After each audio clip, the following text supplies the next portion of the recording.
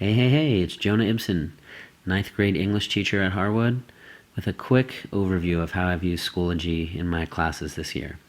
The whole ninth grade team at the end of the summer committed to using Schoology with our students, and it's been a really interesting experiment. It's a powerful tool, great way to share content with students and to really focus on the feedback loop.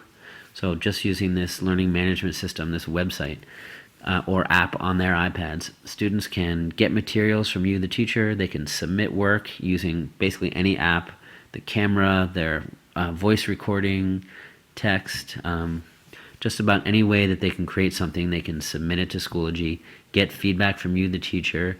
Students can revise their work, resubmit. You can attach rubrics and assess their work just through this website, this tool. It's pretty amazing, pretty powerful. So here's a quick overview of how I've used it.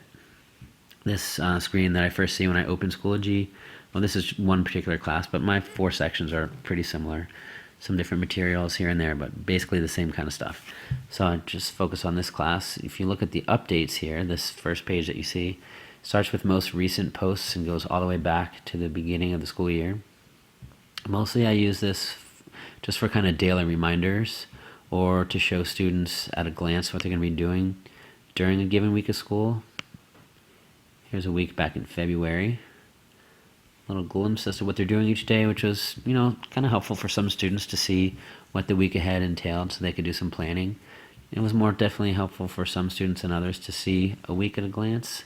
But, not everybody masters those time management skills at the same time. That's for sure. Like I said, a lot of the stuff that I posted here are just materials that students would use on a given day. Not necessarily assignments, but things that I wanted them to be able to access and interact with during a given class period. Here's a good example. Right before beginning to read To Kill a Mockingbird with students, I wrote a survey in Google Forms, gave it to every student, asking them to respond to statements, controversial statements that pointed at deep, major issues running through the novel. Tried to gather some information about their opinions and ideas, and then the following day, I was able to share the results with students. So I posted it here as an update in Schoology, asked every student to read these responses, to look at this data, and just to make some observations and to find some pieces of data or some trends or some topics that they thought would be interesting to talk about. So it's pretty interesting. Here's a good example. When asked to respond to this, some words are so offensive that they should never be used. Almost 41% of all ninth graders I teach strongly agreed that some words are so offensive they should never be used. But about half that, almost 22% only, strongly agreed that there are some words that they make a conscious choice not to use and will even speak up when they hear others using them. So things like that were really interesting to talk about, and I felt like gave students a really nice preview of some major issues running through To Kill a Mockingbird, and also allowed them to see that a lot of the issues running through this book are still really relevant today in new ways. So that was really interesting. Let's take a look in the materials and see some of the meat and potatoes of my classes that I've posted here in Schoology. As you can see, the materials are all organized into folders for each unit. So I'll just try and hit on some highlights. Back at the beginning of the year, I started with a unit on the hero's journey. Taught students about Joseph Campbell's monomyth, his research into myths across time and all over the world, and the common trends and patterns that he noticed that the hero goes through on his or her quest for enlightenment or to save his culture or whatever it may be. Students read novels and kept track of their comprehension and analysis, showing me their thinking here through Schoology, through assignments like this that were maybe felt like no big deal to students, but to me were pretty transformative. So I asked students to choose a passage from various chapters in their book, to read it aloud, and then analyze it or explain to me what they think it means or why they thought it was important. So they could use the built-in recorder in their iPad, read from the book, and whereas I would never or rarely ask students to read aloud in class, this gave me a window into each student's comprehension and fluency, and just was kind of amazing. Here's a quick example.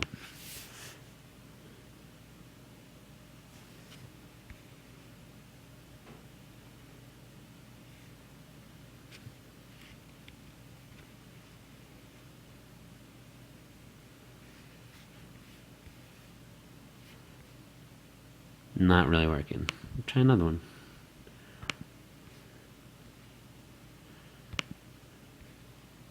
I just finished reading Miss Peregrine's Song for Peculiar Children by Ransom Riggs. I thought that this was a wonderfully written and very interesting book. The ending really left me thinking. I think that the author chose to end the book that way so you could imagine the journey that the children were about to go on. To set the scene for you, their home was just destroyed, their mother-like figure has been turned into a bird and can't turn back, and now they're setting off on a journey to find a way to turn her back. I think that by not telling you what happens or where they end up or how everyone ends up doing if she ever turns back, it's his way of telling you, think of what all of the possibilities could be. Just great to hear students talking about their reading. The best part to me is getting to listen to them read aloud and then directly analyze what that evidence meant. Just a simple assignment that wasn't possible before. Students all had their own iPad to use. Another cool assignment at the end of this unit to show that they've really gained some understanding of what the hero's journey meant. I asked students to create illustrated children's books featuring each stage of the hero's journey. So they either hand illustrated these or did them digitally and then took pictures of their work or, as I said, drew images right in different apps that they chose to use, but then put it all together in Book Creator, narrated their own books using their voice, and submitted it to me through Google Drive. And then I was able to share them with elementary school librarians throughout our district.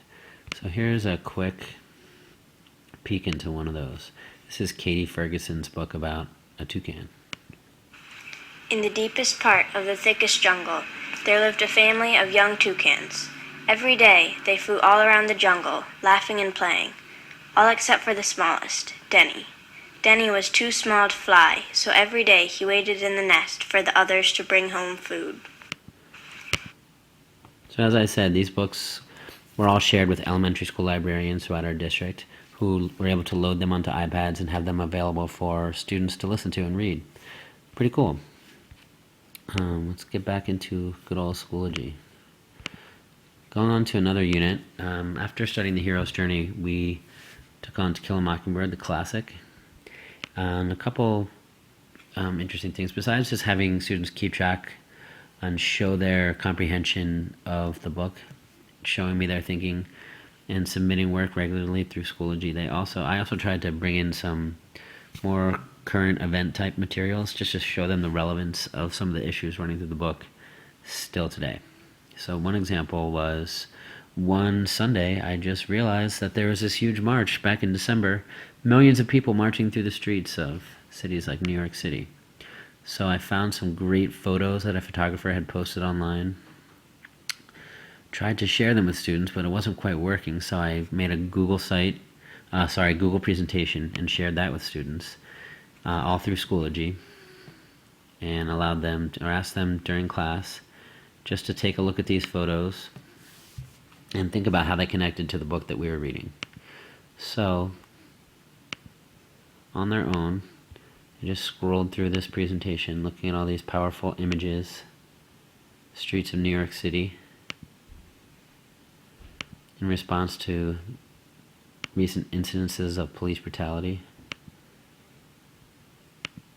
thinking about justice and violence and race and power. And I asked students to take a screenshot of one image that they strongly connected with and could see a connection to the novel. I asked them to add that picture to a note in Notability and explain in writing what they see, what the photographer perhaps had been thinking or trying to convey through his image, and ask them to explain in their own words how this picture and the spirit of what it captures relates to Kill a Mockingbird. So that was pretty powerful to see. Getting back to another unit, back in the materials section. We moved on to a unit on identity. One pretty interesting use of Schoology that happened during this unit was students were all reading one of two different books heading into February break. And I realized in the midst of this break that I had this realization that some students would finish the entire book over this break, even though they didn't have to. And some would not open the book at all during this break because they didn't have to. And I wanted to use the class time when we came back really efficiently and have them write an essay and move through the novels at their own pace, move through the assignment at their own pace. So Schoology enables you to set up assignments that have to be completed in sequential order, and you cannot actually open the subsequent assignment until you finish one step at a time. So they created a document in Drive, they wrote a thesis, they wrote the rest of their introduction, their topic sentences, and found their evidence that they would use in their body paragraphs, wrote the rest of the body paragraphs, and wrote the conclusion. So students were writing in Drive, submitting each step of the way to me in Schoology, and waiting for my feedback before they moved on. And this all happened almost entirely in class, every single day, 47 or 90 or however many minutes. Students were furiously writing, taking a pause, of course, now and then to think, but it was really, really productive, and I was sitting at my desk, rapid fire, responding and reading students' work, giving them feedback and giving them a heads up or a nod or a comment when they were ready to move on. And it was just a really powerful and productive week. And every student finished at the end of the week with a strong essay, having used their time really well.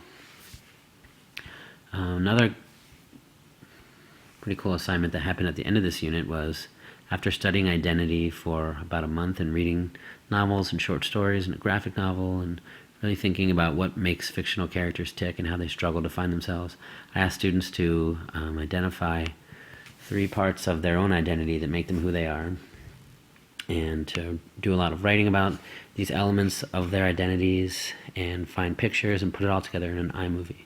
So here's a couple minutes of a great piece of work by Abby Burfoot. My name is Abigail Burfoot, but I prefer to be called Abby. I am a daughter, a sister, a cousin, a friend, and most of all, a cat lover. Many things have influenced who I am today, and many factors have influenced me over my 14 years on this good old earth. But the 3 main factors of my identity are my family, my friends, and my hobbies. My family will always be a part of me, whether I like it or not.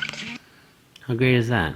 She goes on to really insightfully analyze who she is right at this point in her life, and hopefully she'll look back on that for years to come, feeling proud of herself and really in touch with who she is. Finally, it brings us to where I am right now. Before reading Romeo and Juliet with my classes, after our final break of the year, we're taking on A Raisin in the Sun right now.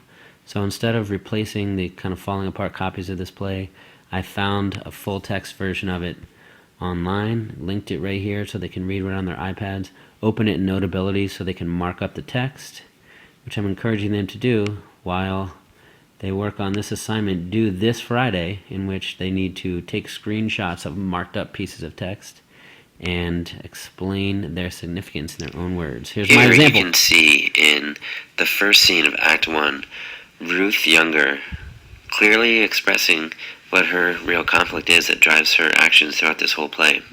So I just wanted to make a sample for students to see what I was expecting them to do. They can watch my example here linked into the assignment. Here's the rubric that I'll use to grade their work. Here's an explanation. They'll submit their work right over here. I'll grade it, and we'll go to April break feeling proud and ready to relax for a week and get back to action to end the year. So that's Schoology. It's been fun. Looking forward to using it even better next year. Peace out.